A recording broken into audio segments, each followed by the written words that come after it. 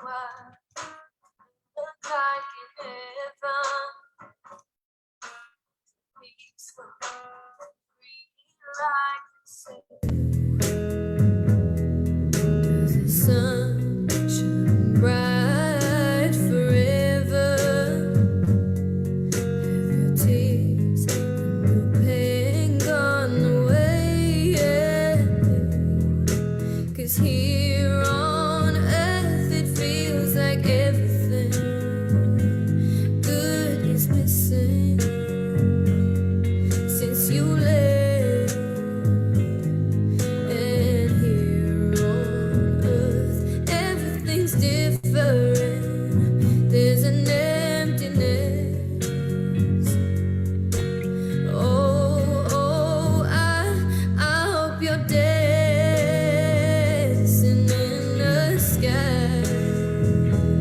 I hope you're singing in the angels' choir. I hope the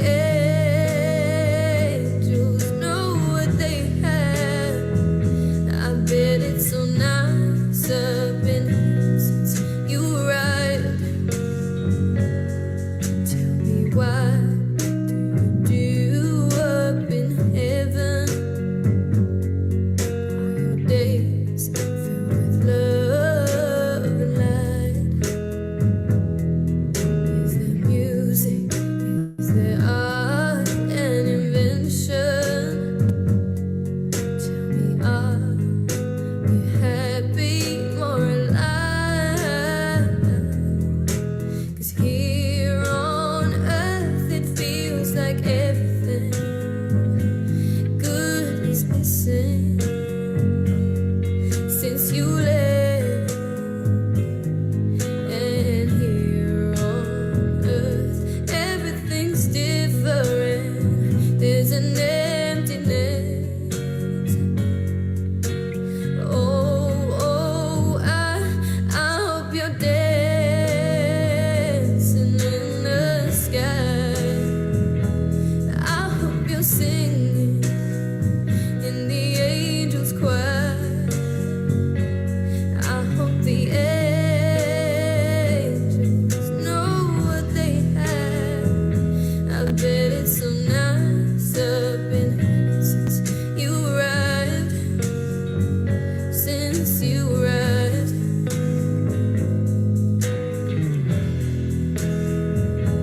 I hope you're singing in the angels' choir. I hope the angels know what they have. I bet it's so nice up in here since you arrived. Since you arrived.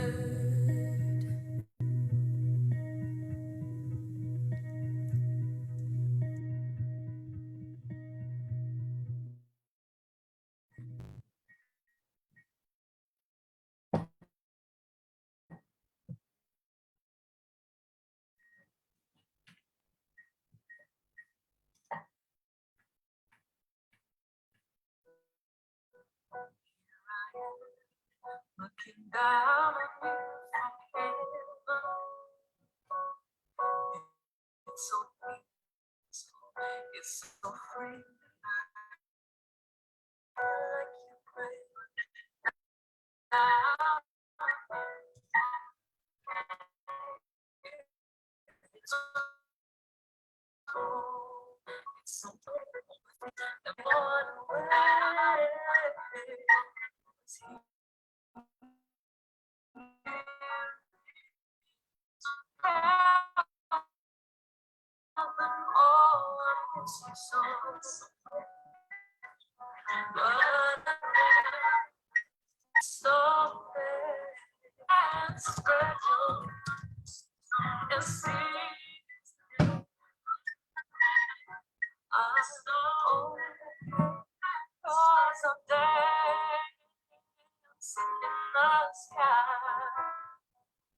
Each day I'm singing in the angels' choir. I hope that you go and live your life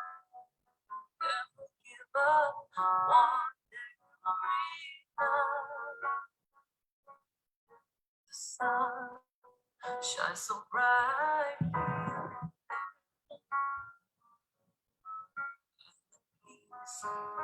I'm happy and free. And someday we'll walk these paths together. But first you must go and see the world for me. 'Cause here in heaven, oh, I miss you so. But I know we'll meet someday. But now please go and spread your wings and seize the day. I'm okay, 'cause I'm dancing in the sky. Each day I'm singing in the angels' choir. I hope that you go and live your life. Never give up. One day we will reunite. We'll reunite.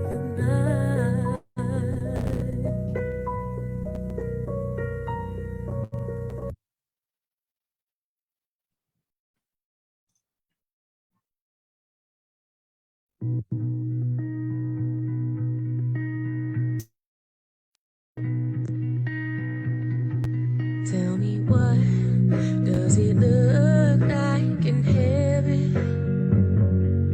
Is it peaceful?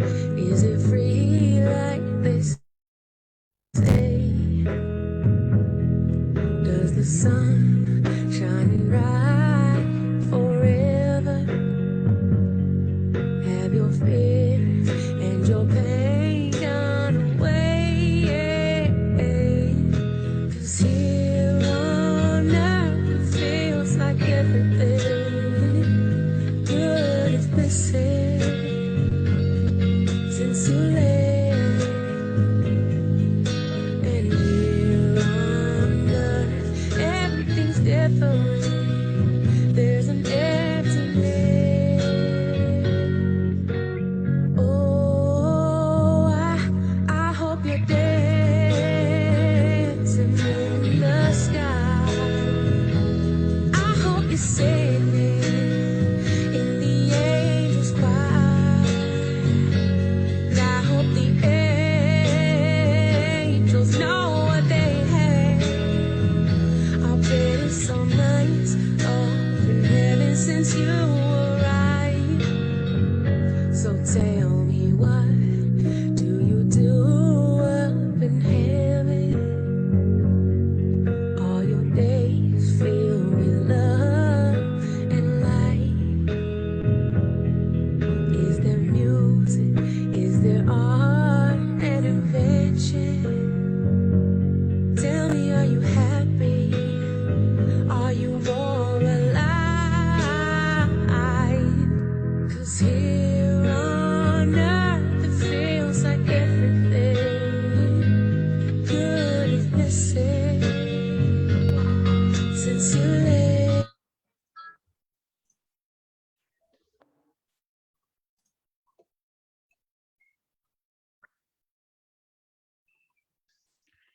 Hello. Hi. Do we have more? Hello. Hi, everyone. Welcome to Suicide Prevention Talk Series. My name is Johnson. I will be your moderator today. I'm a counseling student from University of Malaya and I volunteer at Skybi. Skybi is an online psychologist matching platform. It provides various types of mental health and support services, including individual therapy, marriage and couple therapy, group therapy, and corporate counseling. Let's not forget to mention Skybi is driving a community outreach program to provide free counseling service to the public known as Skybi Mental Health Community Service. You can check out at our website at myskybi.com to find out more. Now, in line with the Suicide Prevention Awareness Month, Skybi organized a suicide prevention talk series to help you understand the importance of suicide prevention. Today is the third topic of the suicide prevention talk series. We are going to talk about grief after loss by suicide. But if you would like to look at what we have talked about in the previous topics, you may search the video on our website or our Facebook page with the title Suicide Prevention Talk Series, Topic 1, that is community care, and Topic 2, that is in mental health care. So today we are going to talk about grief. We know that grief is a very difficult emotion that we experience when we have lost someone that we love and we care. We also know that everyone experiences grief differently, but today we are going to study the experience of grief. How can grief affect our life, and what can we do to help ourselves and the others to go through grief healthily? Of course, if you have other questions that you would like to ask later, you may send them in the comment section, or you may click on the link given in the post in your questions to send in your questions with anonymity. So let's wait no more. I would like to invite our speaker today, Li Ying, a counseling student from Monash University, Malaysia, and a counseling trainee at Skybi, to share with us about grief. So let's invite our speaker to the line. Li Ying, over to you. Thanks, Johnson, for the introduction. Just a moment, let me share my screen here. Okay, I'm going to present. Okay, so thank you again, Johnson, for the intro. And hello again to those who are returning, welcome back. And those who are new to here, welcome, welcome. So today, as Johnson mentioned, it is the third talk of the series, in line with yesterday, which is the start of Suicide Prevention Month. So previously, we talked about community care, how we as a community can play a role in suicide prevention. We also talked about mental health care, because we know that one of the risk factors to suicide are physical chronic illnesses as well as mental illnesses. So it is great that if we could take care of ourselves so that we can take care of others. So for today, in line as well with the risk factors, so one of it is including, when we lose someone we love. And so what more when we lose someone to suicide? With this talk, I would like to acknowledge those who have passed by suicide and those who are left behind. And I hope that in this talk, it can help you in seeing how we can grieve healthily. So today's going to be a heavy topic. Thank you again for joining, but also we care about your emotional safety. And so if you need to take a step back halfway, if you feel triggered and you need to seek assistance, so please refer to these mental and emotional health support lines. It will be included in the comment section below. So feel free to stop halfway if need be. This whole thing will be recorded. So don't worry, you can still refer back after the session, all right? And so let's begin. So for the content, what we're gonna talk about is we're gonna define first on loss and grief. And then we will touch on how loss by suicide can impact us. So trigger warning as well. Besides talking about suicide, there's going to be mentions of trauma here.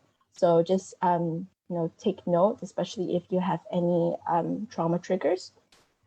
And lastly, we will also talk about the 6 elements that we need to grieve. So when we talk about loss and we talk about grief, oftentimes we think about death, which is partially true, but loss and grief can mean and cover on many aspects. So loss is when something or someone we love is taken away. And it can be present in not just sad events, but happy as well. So happy events can be when we maybe start a new job, or maybe when we start university, start afresh.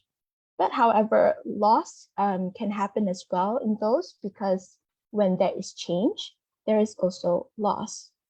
And loss can be big or subtle. And with loss, there is grief, because grief is a reaction to it. Grief can be multifaceted. It can be emotional, physical, cognitive, behavioral, and social. All right. It can affect us in many ways. And because of that, there is no right or wrong way to grieve. And there's no specific or right timeline to it, actually. Because grief is a process. Each person actually experiences grief in their own unique way. There might be similarities, but everyone goes through it differently. And the following factors may influence how we experience grief.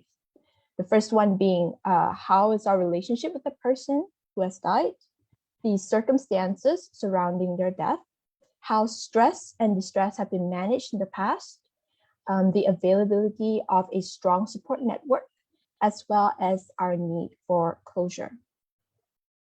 So when we talk about loss and we talk about grief, I would like to introduce this analogy to you guys, all right? So the process of grief can be equivalent to this puzzle. So before a loss, as we're building life and putting these pieces together, we have expectations and we have hopes and dreams, and that can be something that we picture for the future, all right? We have a picture in mind. And so as we build these pieces along, as we build towards this future, when a loss happens, it can feel as if someone just shoves the puzzle down onto the floor and the whole pieces are scattered. You have to scramble for it sometimes, and some of the pieces might be missing as well. How we feel at the time could be shock, could be disbelief, and it is through grief that we try to pick up the pieces and try to form back this picture. And with that reaction, it is normal, all right? It is not something defective, because grief is not a sign of poor coping skills, but rather it is a healthy part of the healing process. We need grief so that we are able to heal and we are able to move forward. All right, thank you, Lee. I think the metaphor that you put here, the puzzle, and as well as when you mentioned grief is a process, that's a very interesting perspective to look into. But when you talk about it as a process, as a healing process, how exactly this process look like? Thanks, Johnson. That's a good question. So a lot of people have come up with models of theories to describe how grief looks like or how it is. And one of the popular ones is the Kubler-Ross stages of grief. So according to Dr. Kubler-Ross, she's actually a psychiatrist. And through her 40 years of grief work, she actually came up with these 5 stages to describe how grief is like. Now, understandably, when she came up with these stages, she never meant it to be a linear model. It doesn't mean that we will go through grief in these set stages. So there might be these stages, but we might experience them differently. So the 5 stages that she introduced is denial, anger, bargaining, depression, and acceptance. And again, grief is such a unique experience for us. So for some of us, we might, react with denial at first. Sometimes when we receive the news, we might skip to depression or anger. And even if we have gone through these stages and reach acceptance, sometimes we might fall back twice on these previous stages. So again, these stages are not linear, they're not set, but they can be a useful reference to explain your experiences and how you can manage them. So the first one, denial, okay? When we first hear of the loss or when we see our puzzle got scattered, that's where we might at first struggle or unable to accept the reality of the loss because it's so sudden and it's so shocking, and we might get emotionally numb. And this is a common defense mechanism because it can give us time to gradually absorb the news. And when we start questioning it, when we are able to open up and ponder about it, that's where the healing process, the grieving process is beginning. So the next stage we in grief might actually feel anger. Okay, when after the news sets in, we might feel like this is really unfair. This loss is unfair to us. We do not deserve this pain, this grief. And bear in mind that though anger can seem really overwhelming, but anger and grief can be a structure, because as we get lost in the sea of grief, anger can be a bridge for that sea. Sometimes people might redirect this anger at other people, such as the person who died, family members, even your ex or yourself. It might be redirected at inanimate objects as well. However, understand that anger can be a masking effect. Just like this anger iceberg here that we have, this anger, this emotion actually hides many of the other emotions, all the pain that we carry. So if someone is angry at you, or if you're angry at someone else, you don't have to take it personally, because underneath anger, we might be in pain, we might be suffering, and we didn't know what to do.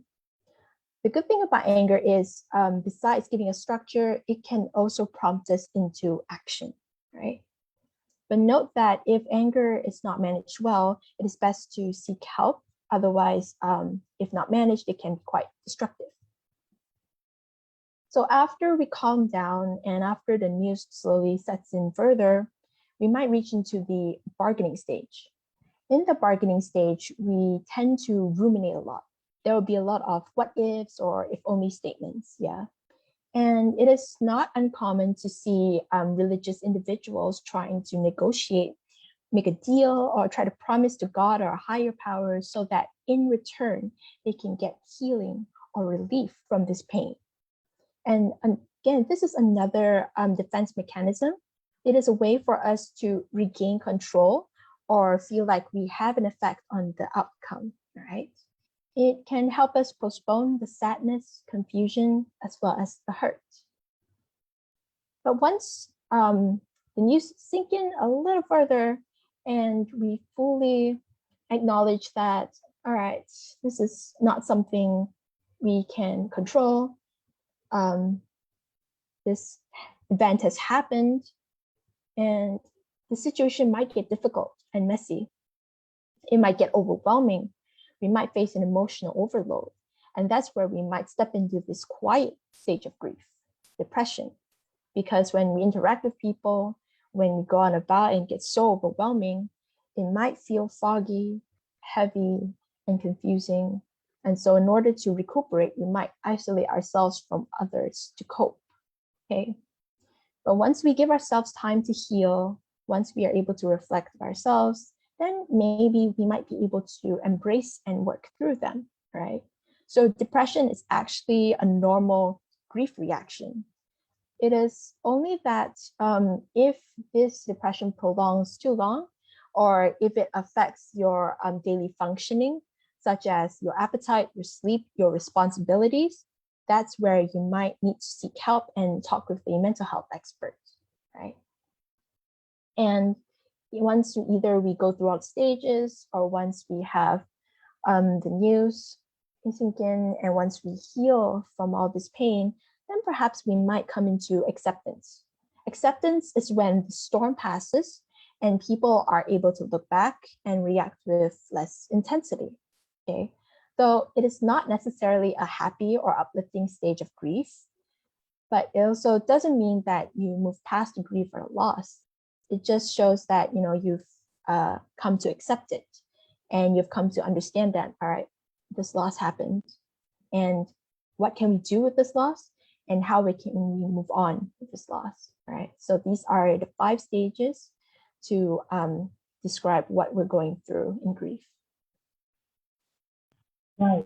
Thank you, Lee, for sharing this Kubler-Ross model. I think this is a very famous model that is shared across people when they talk about grief. But as you share this model, right, a few questions come into my mind. I just have some doubt. I'm not sure whether you have this kind of insight into this, because I was just wondering why is it some people they stay longer in certain stage than other people. What do you think about this? It's very much. I think when I see about people experiencing grief, I think they may experience longer in certain stages than others. What do you think about this? Yeah, thanks for that question, Johnson. I think it is possible that some people might be stuck in certain stages. That would depend on not just the factors that we mentioned earlier, but also on like at what age the person is at, what phase of life they're at. So like this reminds me of like the lifespan theory, in which perhaps how to say this, in different ages, people might experience grief or act out in grief differently due to the circumstances that they experience in certain ages. So for example, in kids, while they're still cognitively developing, they might understand bits of grief. Yeah, with the appropriate words, we can explain grief to them. But depending on the ages, they might react differently. Okay, so compared to say maybe with teenagers, maybe they're more developed already. But then with teens, they might experience more transitioning.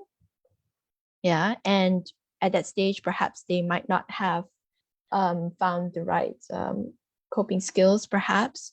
And so grief can look differently on them. For them, they might actually act out and they might have unhealthy behaviors. But instead of punishing them, perhaps we can inquire further and see whether it is because of grief or not. And in young adults, even, grief can be overwhelming for them, because for young adults, they started to assume more responsibilities, maybe a new job, maybe after graduation, maybe the start of forming a family. Yeah. And as they age along, they might also take up the responsibility of taking care of their family, extended family. So there are different stages of life can also affect how people experience these stages of grief differently. And again, I think a common factor besides age, a common factor would be how they acknowledge or how they are willing to face on with this grief. Because if they continue to emotionally avoid this experience, if they avoid this grief, then they might not be able to move forward, and they might get stuck, and it might affect their daily functioning. Yeah. Right. I think you bring up a very interesting aspect, that is, I think, developmental factors. Yes, indeed, everyone experiences grief very differently, especially when you are in different stages of life where you assume different kind of responsibilities. All right.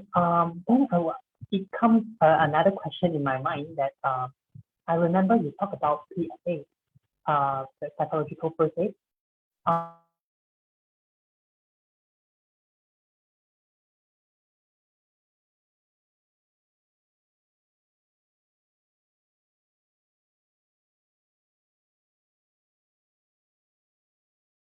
Sorry, Johnson, I think you're freezing there, but I hear you said something about psychological first aid.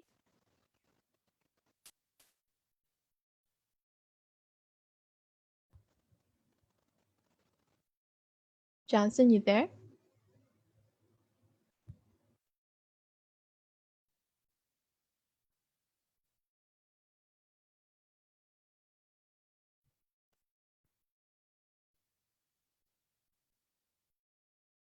Okay. Oop. Sorry. Hi. Hello again. I think the Hi. internet connection.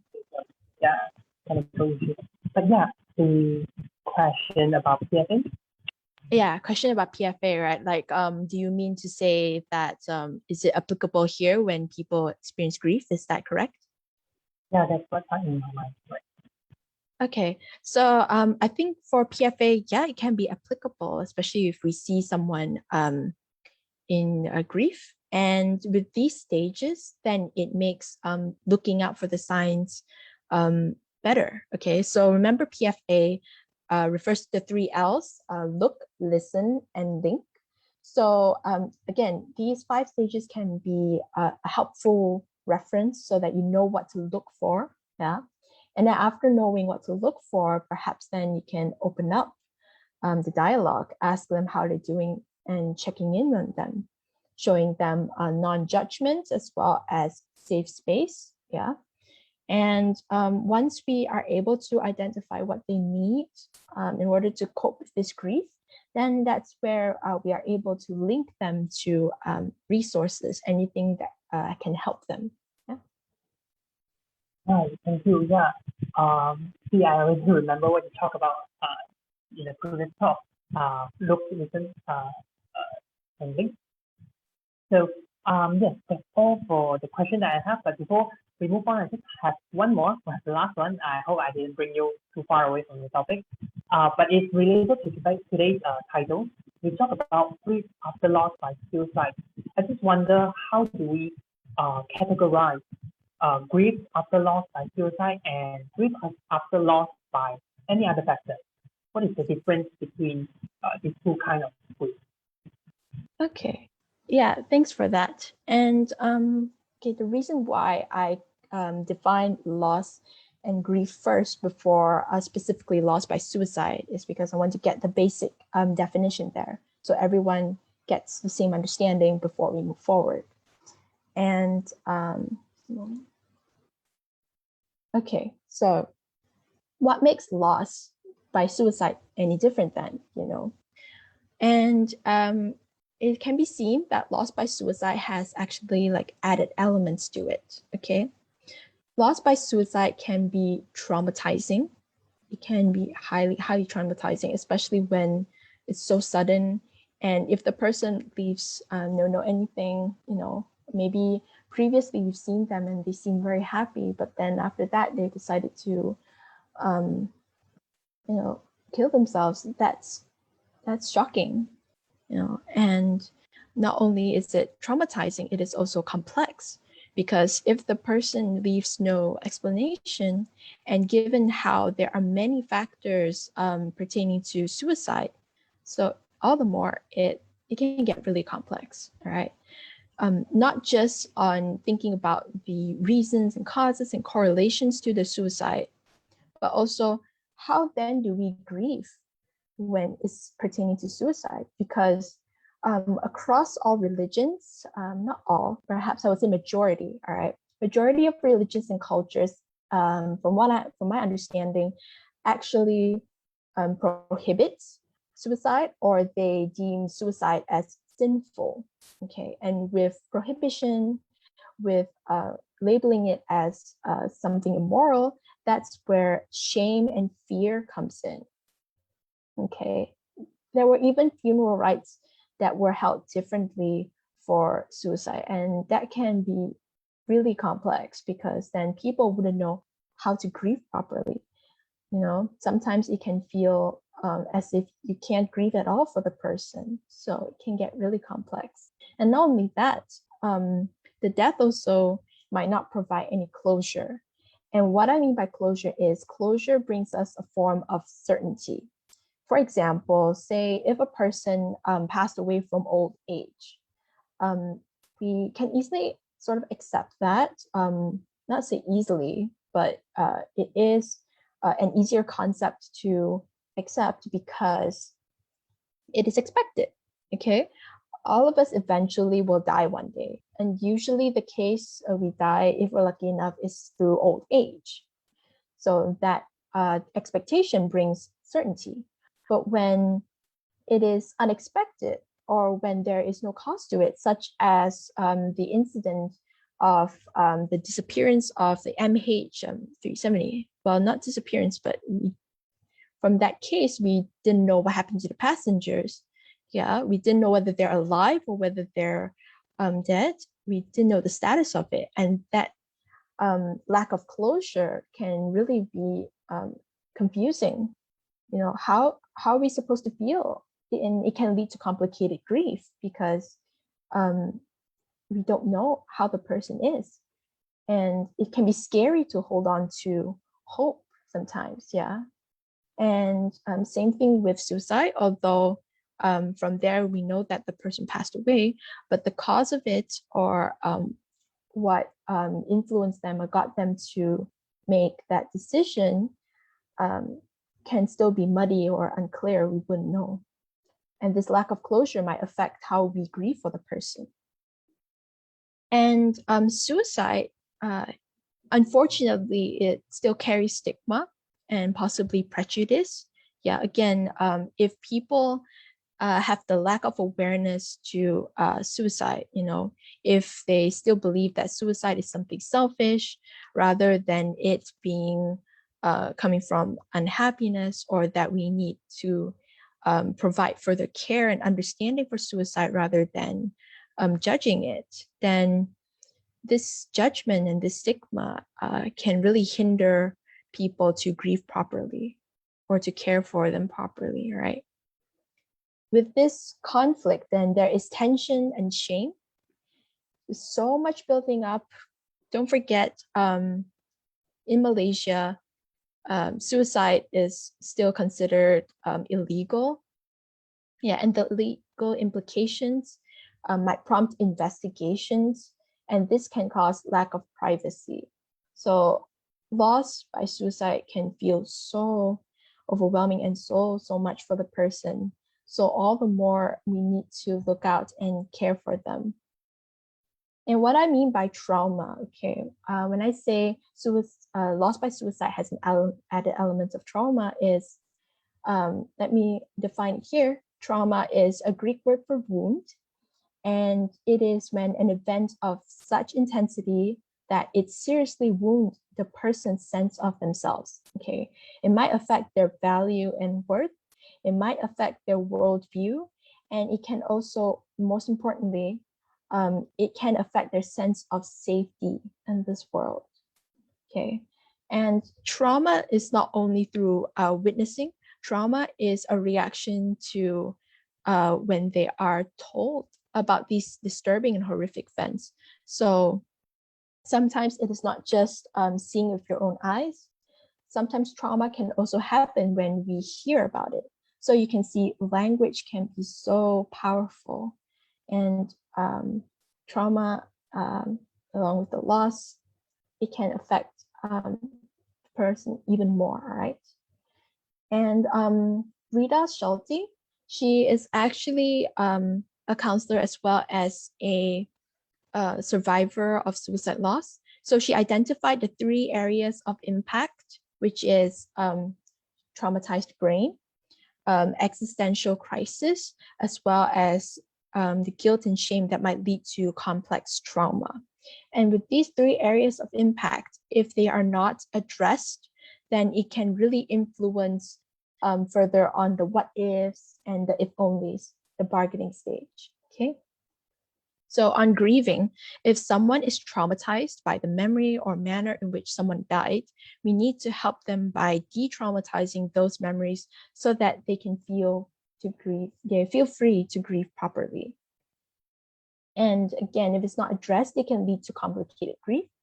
And again, grief has no timeline, but if you are unable to function or feel any joy from 6 months to a year after your loss, it might be time to seek help. Okay, so for, let's see, the DSM-5, the diagnostic manual that clinical psychologists or psychiatrists uses to diagnose people with mental illnesses. So there is one category in which they state that people who are going through bereavement, if they are affected for longer than 6 months, that's where they might be diagnosed with it and they need to seek help. But for certain religions and cultures, like for the Chinese, for example, they might give the person a period of a year to grieve. So it depends, okay? And I want everyone to know that it is okay to acknowledge it, acknowledge that the loss happened. It is okay to talk about it if you need to open up and connect with people on the situation. It is also okay to not talk about it because sometimes you might not be ready. Sometimes you still need time to heal before you can approach the subject, and that's okay. So you can grieve as long as you need, and it is okay as well to ask for help if you face any trouble with your functioning. It is also okay to remember that when the loss happened, you acted with the information you had at the time. And I believe the person acted with the information they had at the time as well. So it's okay. It happened, and it is okay to feel sadness about the unfinished and unlived life. You don't have to continue to blame yourself or get stuck in the grief. But it may help to recognize the person's contribution and influences during their life. It can help to remember the time spent together because the person is so much more than the suicide and the grief, okay? And Dr. Elizabeth Kubler-Ross, she came up with 5 stages, remember?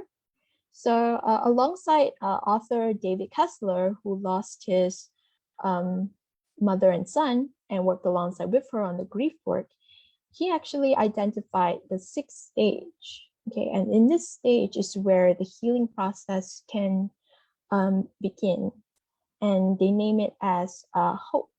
Yeah. Right. Thank you for sharing this again. Because right now, yeah, that is indeed a very huge difference between suicide by affected and suicide grief by suicide. And yeah, we bring up the experience of NSP70 that is really traumatizing. So we can now see the difference between these two for the grief experience. But I just wonder, this is also came in from one of our audience, that how do we actually help them if, let's say, we ourselves is experiencing grief, or anyone in our community is experiencing grief. What can we do exactly to help them out from the experience? Okay, yeah, I will get to that. And thanks so much for the question. So when I mentioned about stage 6, hope, what I mean is that during this stage, it is where we are able to find meaning on loss and how we can build from this meaning and move forward with life. So according to David Kessler himself, he said meaning is a reflection of the love we have for those we have lost. Meaning is the 6th stage where healing often resides. And it is by the author himself that he identified 6 elements that you need in order to grieve healthily and be able to heal. So the 6 things to remember when we grieve, whether it's us grieving or whether we help others to grieve, is number 1, we can surround ourselves with community. Number 2, we can try to continue connecting with our loved ones who have died. Number 3, grief does not define you. Number 4, treat yourself as your best friend. Number 5, don't compare. And number 6, most important, count your wins, all right? And so with the first one, surround yourself with community. When you go through grief, you'll need all types of support. 2 of them, which is those who can go deep with you, such as a trusted friend or a counselor, and also those that can distract you or listen to you, because sometimes we just needed friends or family who can help distract us, do some joyful activities together, or is willing to stay with us and listen to us talk about things, all right? Because know that grief isolates. And furthermore, when suicide brings, stigma, then understand as well that shame and stigma isolates as well. understandably, I show all these pictures, for normal funeral rites. There's actually wisdom in these funerals, all right? When we bring people together, whether it is through religious rituals or cultural rituals, there's actually wisdom in that, in which coming together in these events brings us opportunities to connect with one another, to mourn together, as well as to show that we are not alone, And but then when I will also acknowledge that when religions and certain cultures hold different types of prayers and rites for those who passed away by suicide, it can feel isolating. It can feel confusing. It can feel frustrating. Like, why can't the people deserve as much care as this and as the same equal funeral rights? Yeah. Understand as well that while the intent initially from these religions, from these cultures, is to prevent suicide, understand as well that in the past they did not have the awareness or the research in mental health as we have today. So now that we do, we can acknowledge both the wisdom in these religions and cultures, learn what can be helpful from those, but also know that we can make leeway and we can do better with the research and the awareness that we have, so that we can further break down the stigma and we can allow people to open up and to grieve better, right? And however, if it is difficult to find loved ones, if it is difficult to find friends or family who might understand your position, you still have professional help, okay? You can still go for grief counseling, because grief counseling can help you with treating your trauma. Grief counseling can allow you to express your emotions. It can help address any feelings of guilt, anything that you may harbor. It can help build a strong support system and identify whoever you can trust in your daily life so that they can help you carry on beyond professional help. And then it can also help you come to terms with your new reality, okay? And in Malaysia, we actually do have these sorts of communities and events. So in 2018, we actually have a Malaysia Death Festival. And it is in these festivals that people are able to talk about life, talk about death, and explore how communities think about or came about all these concepts. Yeah. You can perhaps look further. I'm not sure whether they're still active, but I understand that this came years ago, and it's so cool that our country, Malaysia, we actually have this in our community. People also have come about with support groups. So a suicide loss survivor actually came up with awareness against suicide, Awas Malaysia. Feel free to follow them on Instagram or on Facebook. So this is where they can provide resources, and I think they might have support groups, but you'll have to contact them on that. Yeah. And understand that with all these resources, be reminded that if you ever need help, you can inform your lecturer or boss if you need breaks or help in work, in terms of work and academic responsibilities. You can familiarize yourself with entitlements to compassionate or bereavement leave. You can check with your school organization to see if they offer counseling services or employee assistance programs. And when it comes to interacting with the community, you can choose what to tell and what not to tell to anyone who asks. Okay, maybe you can briefly mention that he died by suicide or took his own life. And you can mention that, you're not comfortable talking about the details while you're still mourning, but, thanks for the support. Yeah. And hopefully people will understand and respect your decision. All right.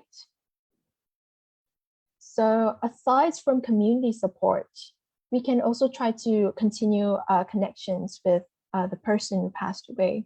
So it has been said that grief is love that has no place to go. Just because someone had left us doesn't mean that our love for them has to stop. And how we continue these connections is we can do rituals, okay? We can do rituals that help connect us with the loved one, such as things that we used to do together. Yeah, maybe you guys like to walk in the park once. You can try to visit the park again, just to, in memory of the person. However, if the death feels painful, if doing all these things might be a trigger, or if this death feels like it's a shame, or people are not willing as you to open up or talk about or mourn together about, then it is up to your discretion in giving them a more personalized memorial. Okay, it is up to you to decide how this loss means to you and how you would like to in order to remember this person by. You can try to say their names instead of closing up and make it seem like a taboo. And you can also share memories of them with others if you're ready, all right? So that you can open up and everyone can connect together. And it might open up to more conversations of how the person means to them and what the person has done in their life, more so than that last moment. So research has found that most meaningful grief rituals can be private, they are secular, and they can be carried out individually, all right? Although understandably, this survey was conducted in the United States, so there might be different compared to Malaysia, which is a more collectivistic culture with many kinds of cultures and religions. But whether or not these rituals are private or public, whether they're secular or have religious meanings, or whether they're individual or done together with others, it is up to you. The most important thing is it is up to you and what meaning it brings for you, okay? It is understanding your meaning to that you're able to move forward and know what you need in order to heal. And there are many ways to do the rituals. It can be art therapy, drawing out how you feel. It can be even through social media, okay? So this can be a little morbid, in which Facebook actually allows people to memorialize your profile, your contact, especially after you passed away. So how it works is that you can pass your profile, your contact to someone called a legacy contact, a person that you trust and love, and who is 18 years old and above, who can help you manage the profile after you passed. And it is with this digital memorial that people are able to connect globally. They are able to get in touch online, they are able to learn, and they're able to come together. So again, it might be morbid, but it is another way to connect everyone together in terms of loss. Let me just pause for a bit and drink my water. Okay. So besides digital means, besides other kinds of rituals, another ritual I would recommend as well is a death cafe. Okay, I learned this death cafe just 2 years ago through a friend and through classmates. So death cafe is actually a group of people. It is actually not professional help necessarily, but it is a good opportunity for people to come together and talk about death, right? However, if you need suicide support, just know that you can contact mental health professionals for that. For this is more of a group open discussion specifically about death. And this death cafe is actually held worldwide, and they even have a guide as to how you can hold this death cafe. So I would like to introduce Catherine Uy. So she's a good friend, and she works as a hospice worker. She actually is the one who facilitated the death cafe that I visited previously. And with her, she also mentioned that she is active in training people on how to hold death cafes. So if you are interested and if you ever want to attend a deaf cafe or learn how to create one, you can contact her. Yeah, she's based in PJ, Petaling Jaya. And she also has her own website. She's a deaf positivity advocate. And you can contact her through the website or through Kasih Hospice, so that to learn further on the details on Deaf Cafe and many other things regarding deaf. And just to share a resource with everyone, Kasih Hospice is actually carrying out a Deaf Cafe in conjunction with World Hospice and Palliative Care Day. This will be an online session that will be running in throughout October, and each session can be held in different languages. So first be in English, then Tamil, then another English one, including a pet session. There's also in Mandarin and Malay. Okay. If you like, you can pause here, you can take a picture, screenshot, and you can refer to the QR code for registration, all right? And these are the dates, and these are details as well as the hosts. So it happens throughout the Saturdays of October, just something for you guys to refer to, yeah? And yeah, so far, these are the rituals that were suggested. Johnson, what do you think of these rituals for loss? Well, it was really surprising for me because this is the first time that I came across event like this, and having known that our country is one of the collectivistic countries that we practice collectivism, this doesn't really applicable, not applicable. It's not really something common in our community. But then it is actually a very good initiative to run down something like this for people to talk about it, rather than dwell into some unhealthy kind of thoughts, and then later lead to suicide and lead to grief in other people that they care about. So I think these are the talks that is important, and we need to actually create the awareness in among people, because we don't usually talk about that. What's more, like a deaf cafe, this sounds like something very, very modern to us. Yeah. So yeah, I think thank you very much for sharing this to us and to our audience. I believe event like this need to be like shared among our community, and then make it a norm. We shouldn't put it like something as like a taboo that we shouldn't talk about. So yeah, thanks again for sharing this. And thanks for that, for pointing out the collectivistic culture part. I mentioned it earlier, but it also reminded me of how there's caveats to the culture. So the good thing about collectivistic culture is that we can learn to come together. You know, a lot of things we can do together, and you know, that gives us more opportunity to connect and to support one another. You know, you don't have to do things on your own.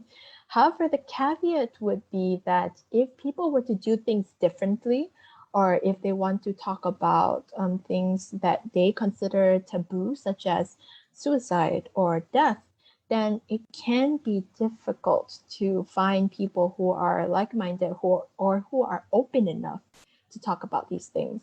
So I hope that with these rituals, these research, these awareness, we can learn wisdom from both individualistic and collectivistic cultures. Yeah, we can bring together these elements and find ways that can be more helpful for everyone.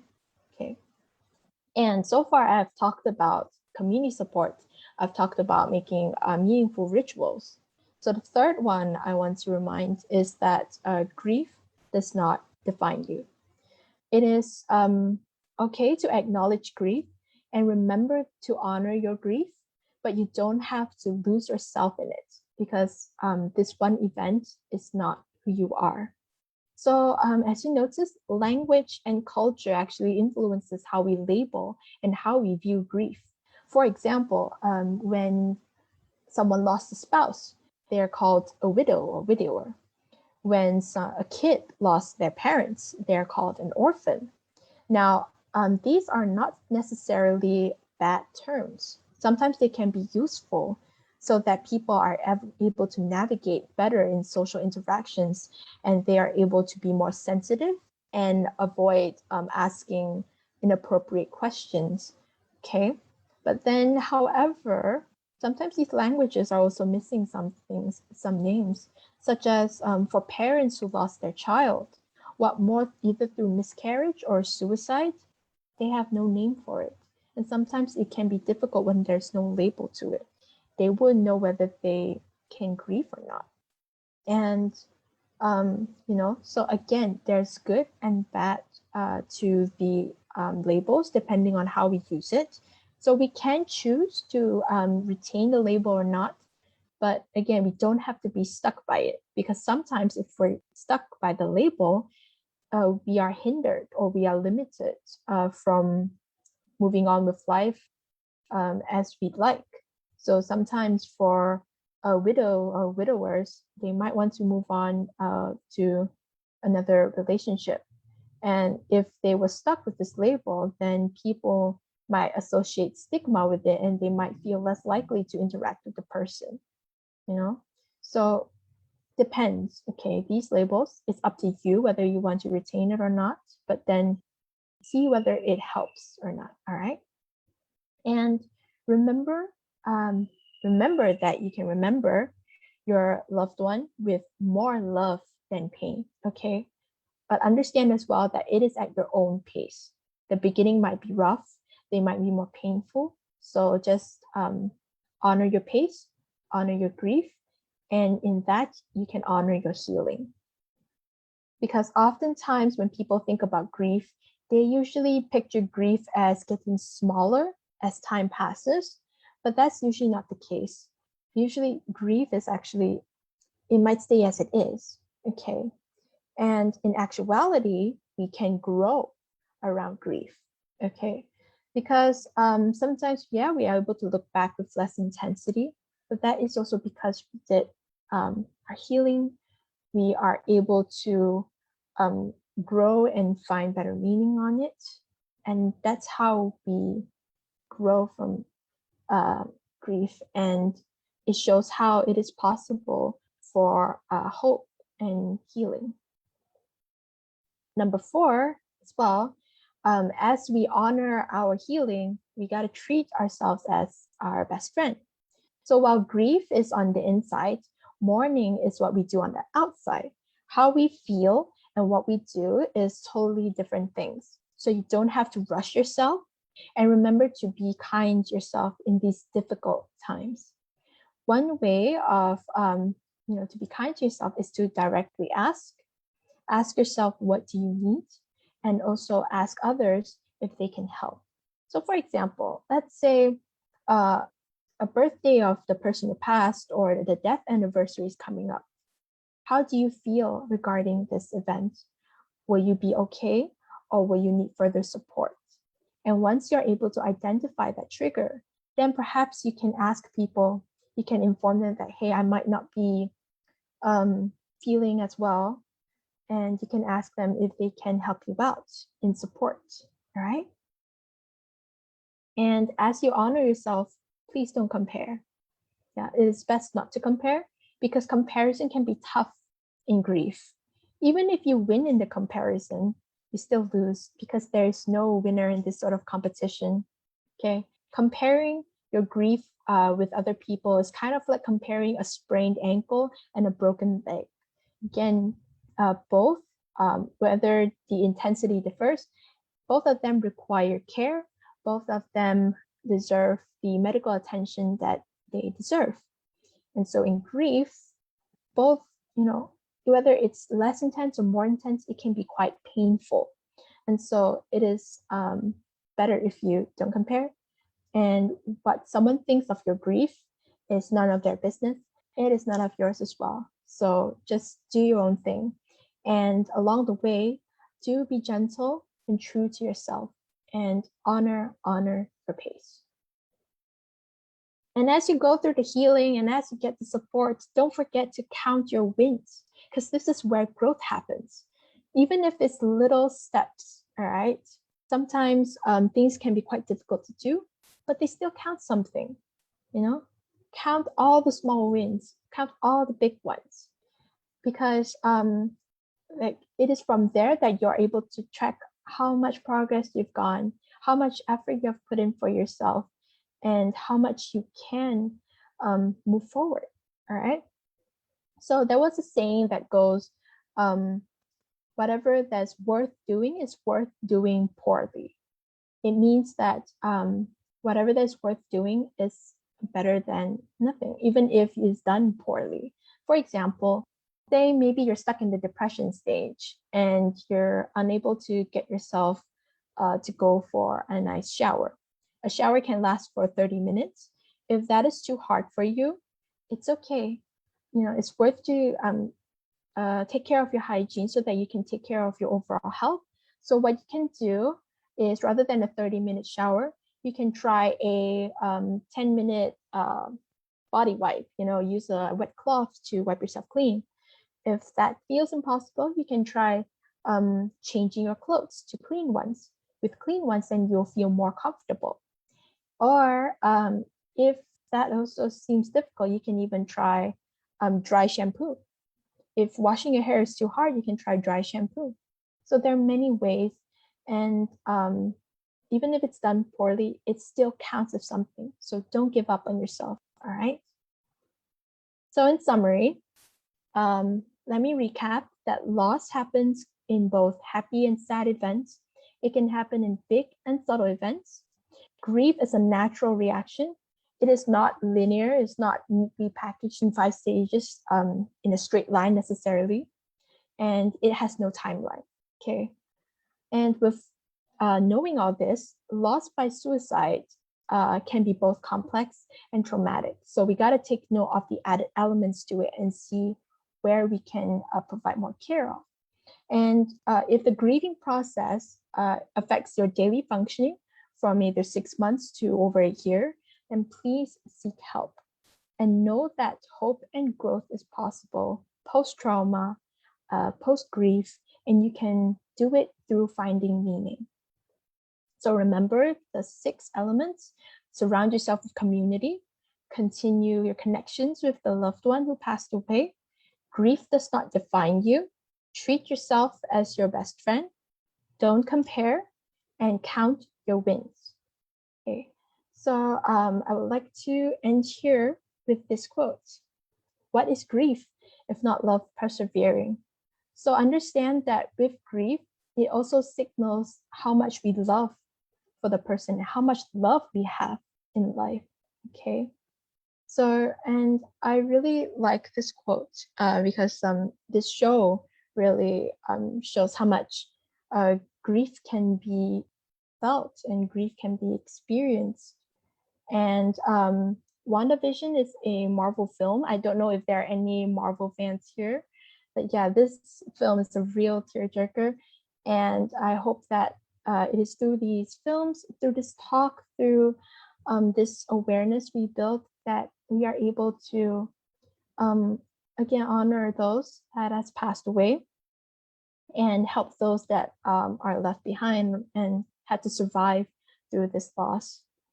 And okay, that said, you know, it is possible for healing, and through this healing, through this awareness that we're doing, we can then hopefully carry on their legacy and hope to prevent any further suicide, okay? So I guess I would also like to recommend more films, given that we have talked about WandaVision. Falcon and the Winter Soldier is also a good film addressing grief, because they talk about what happens after Captain America passes. And Bucky was shown to be in denial of moving forward and passing the title of Captain America to the Falcon. Onward is also a good film. In this one, they actually talk about finding ways to resurrect their father who has passed. Over the Moon is also a good film, because this one is from Netflix and it addresses on grief, not just from Chang'e. So this is actually based on the Mooncake Festival legends. Yeah, Mooncake Festival is coming up. You guys can watch this. And yeah, it's not just grief on the loved one, the lover from Chang'e, but also about the main character's grief over the loss of her mother. And if you need further films to talk about specifically loss by suicide, I would recommend this TED Talk by Tiana Ruckert, My Journey of Being Left Behind, as well as this documentary by BBC. It is 1 hour long and it's called Life After Suicide. You can maybe look that up. I have this link down here. If you like the slides, feel free to contact Skybi about it. Yeah. And with that, I am open to questions and answers. Great. Thank you very much, Lee. Thanks again for another great sharing for us. I believe our dear audience have learned what is the difference between loss and grief, grief after loss by suicide, and the methods that we can use to help ourselves and our others to go through a grief process. I guess this is one of the questions that we have from the audience about what can we do to help us and our friends through the grief process. But that is already addressed. I hope the audience that asked this question can get some insight from Lee's talk earlier. Now, besides what you have talked about, I just want to address that when Lee you share about the 6 elements, right? I can really relate to it, and I find community and connection is really powerful in that sense because actually a month ago was my grandfather passed away. Although I don't have a very close relationship with him, but my aunt, my cousin, they do. But unfortunately, there are one in New York, US, another one in London, UK. But they couldn't attend the funeral. They couldn't attend and help out anything during the funeral. So they experiencing something we don't know. But fortunately, my grandfather's church actually organized a memorial after like a week after his pass.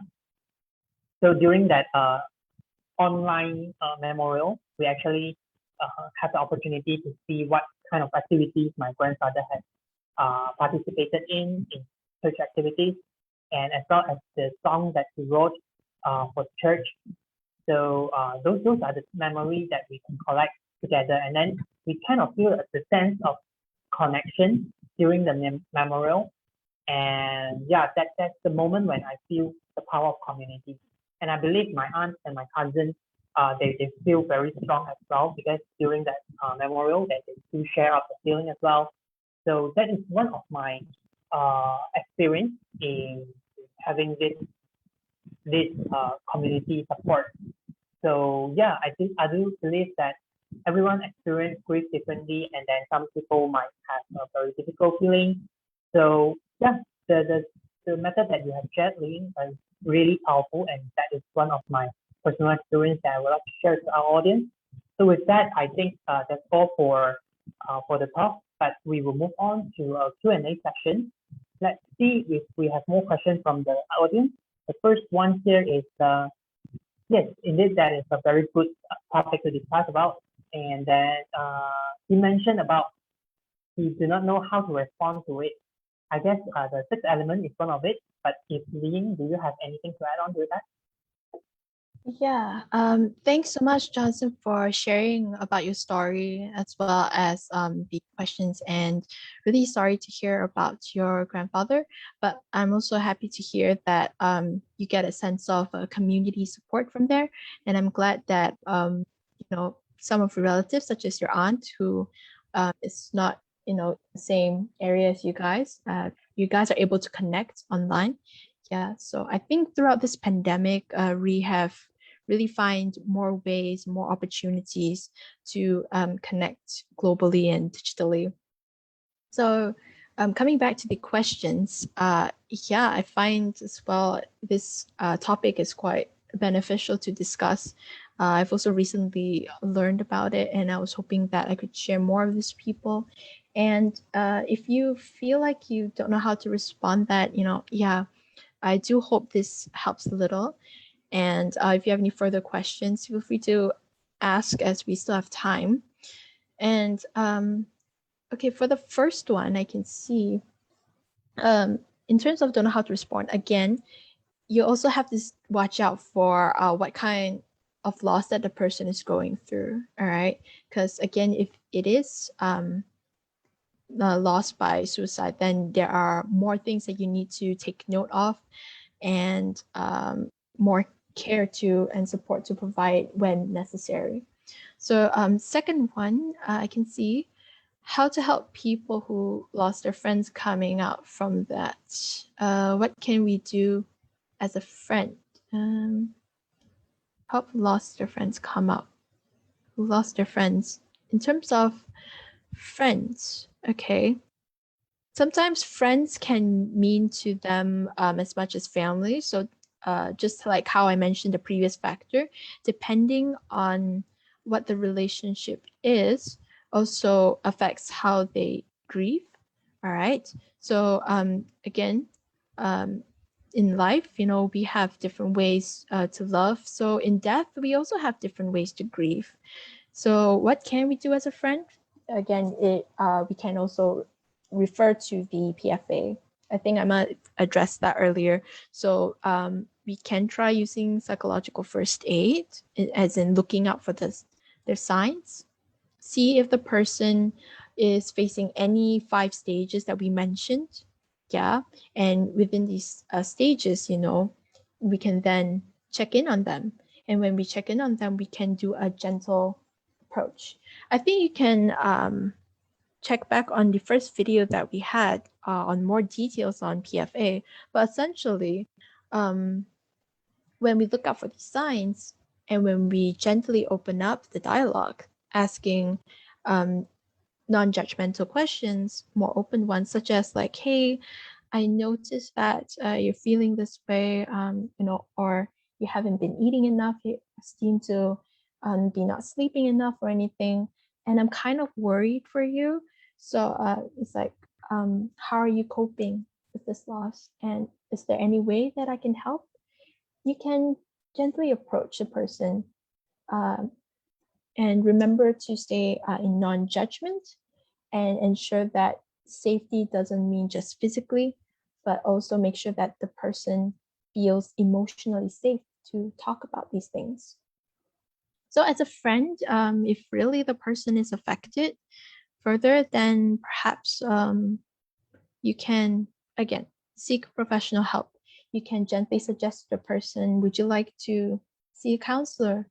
Perhaps a counselor can help further in processing your grief. And if needed, you can even accompany your friend to seek help. All right, anything to support your friend. And not only that, with PFA also, you need to take care of yourself too. Don't forget to take care of yourself, because if there's anything happening and you panic as well, then it can affect how you help the friend. So take care of yourself, and when you're ready, you can take care of your friend. Yeah, I think this question actually brings us back to the first video when we talked about PFA. That is really a very effective tool to help us go through any difficult emotion, especially this time when we talk about grief. Yes, it will be very helpful if, let's say, we all know a little bit about PFA. And I think the 3 L's that Lynn brought up, the listen and link, this 3L is very effective in helping our friends, people around us to go through difficult emotions. Thank you, Lynn, again. And then we have the third question there. It's a very practical one. We ask, it is hard to not compare. Anything we can do to lessen the comparison? That's the question. Thanks, Johnson. And yeah, this question, I think a lot of us struggle, not just in terms of grief, comparison, but also comparisons of maybe even ourselves to people. Yeah, how do we do with people? Are we doing better? Are we doing worse? Constantly there was this comparison, and yes, it can be hard to not compare, but yeah, we can do come up with ways to lessen that. And the first step I would say is to accept that, yeah, like, this is me comparing. I notice that I am comparing myself or my pain with other people, and being able to notice and being able to accept that instead of truly fighting it, then that's where it's easier to address it. Because if we were to deny our feelings, even denying like feelings of shame and comparison, if we think that, oh no, we shouldn't think this way, we shouldn't think that, then that can really affect how we manage our emotions and how we view our emotions. This kind of brings back to the second talk where we talk about toxic positivity, that there is a tendency in toxic positivity to suppress any negative emotions and only focus on the good parts. So here, comparison, while I discourage comparison, but understand that comparison can be a normal reaction too, because it is one way for us to see how we're doing. It is sort of like a check-in, whether where our response is a norm, or are we handling it past norm? Are we doing well or not? And so first, by accepting that, yeah, we are comparing, but also in order to lessen that is to remind yourself, remember that, again, grief for each person is unique. How we love people differently, we also grieve differently. Everyone has their own unique way of living life, so we also have our own way of grieving. Okay, so comparing it, again, you can remind yourself with the sprained ankle and the broken leg. Do you compare a sprained ankle and a broken leg?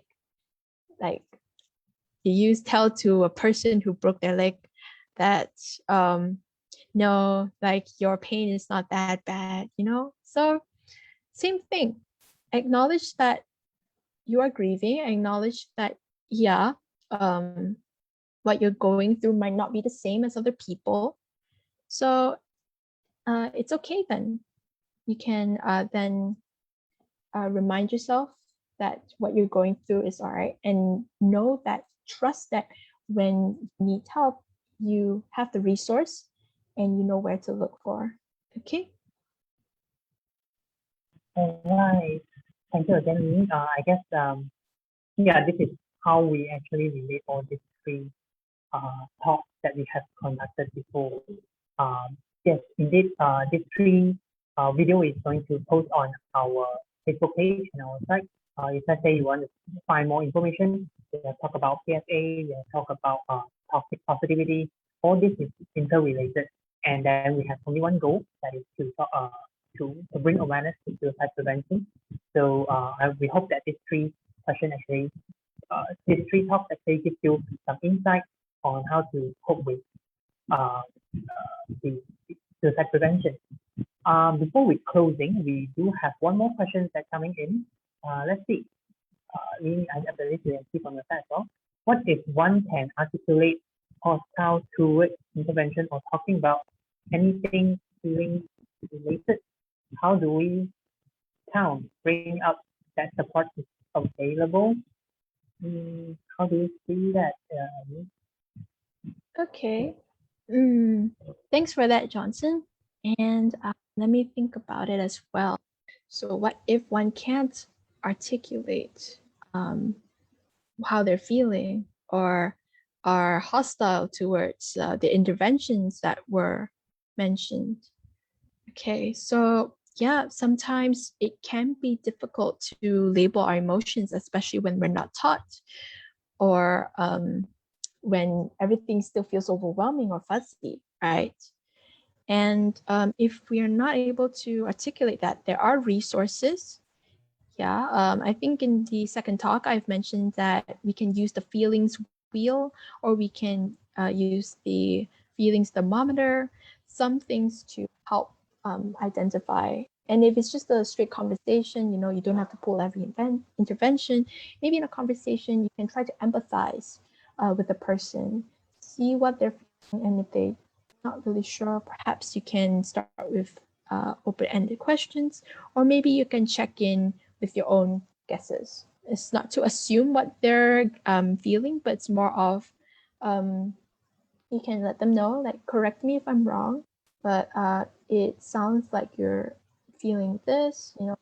When you empathize, it's like trying to be in their shoes, and that's where perhaps you can imagine the magnitude of what they're feeling. Yeah, so maybe you can try to use your words, but understand that they are free to correct you. Yeah, it is just a suggestion. It is not to assume or enforce what they're feeling. And if they are hostile, if they feel like, no, like, I'm not ready for this, let them.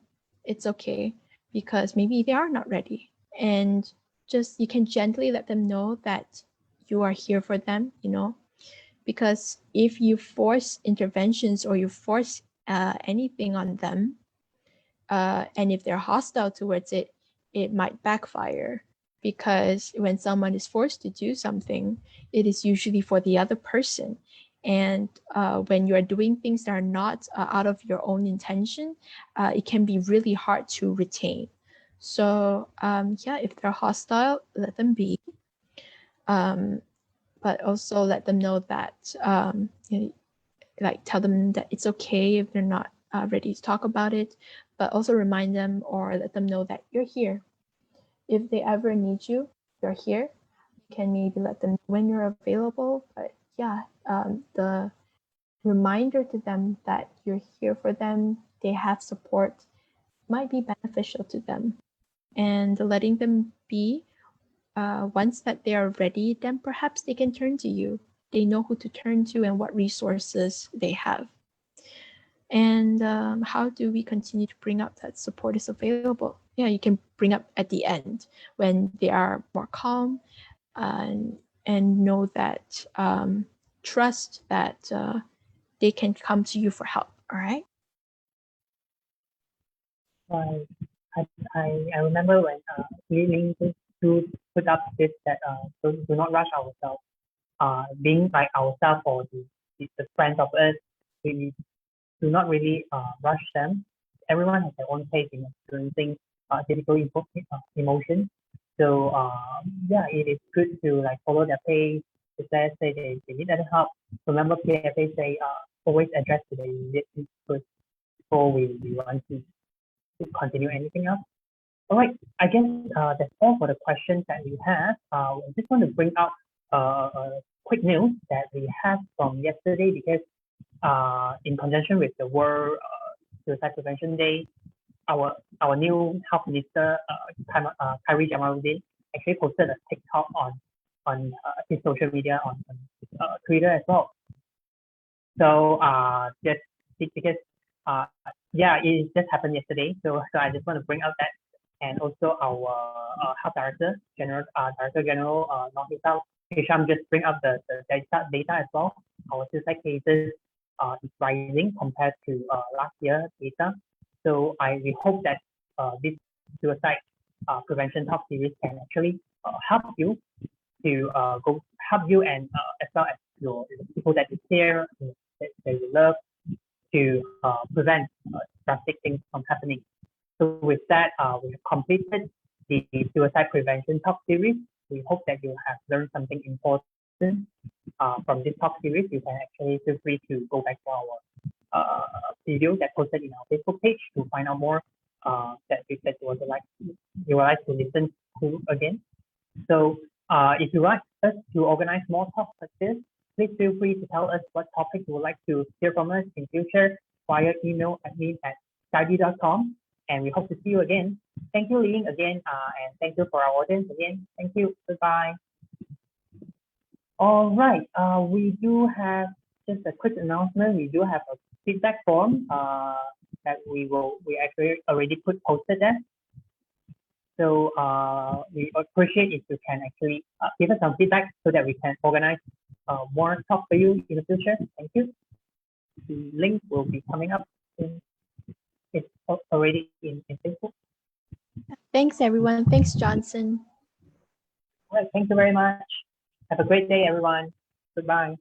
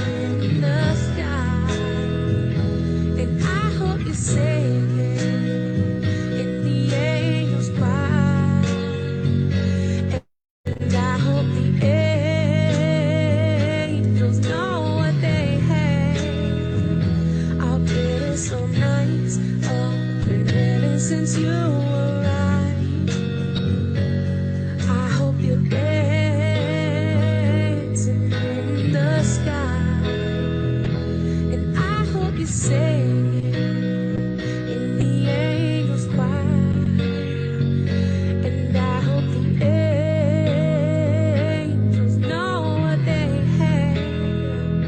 I'll bet it's some nights up in heaven since you arrived. Since you arrived.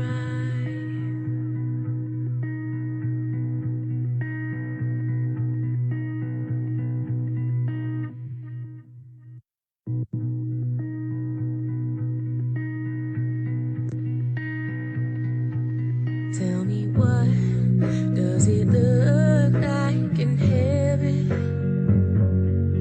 Is it peaceful? Is it free like they say?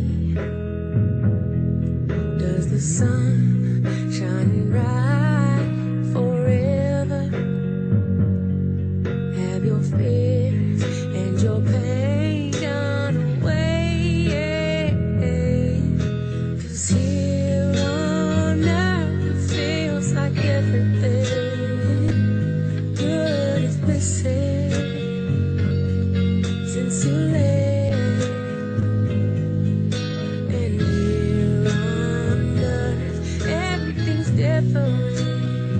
There's an emptiness.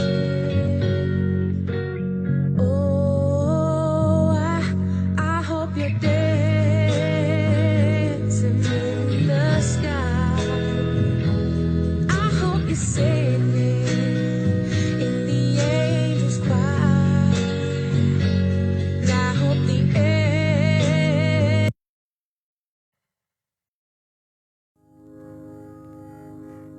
I found a love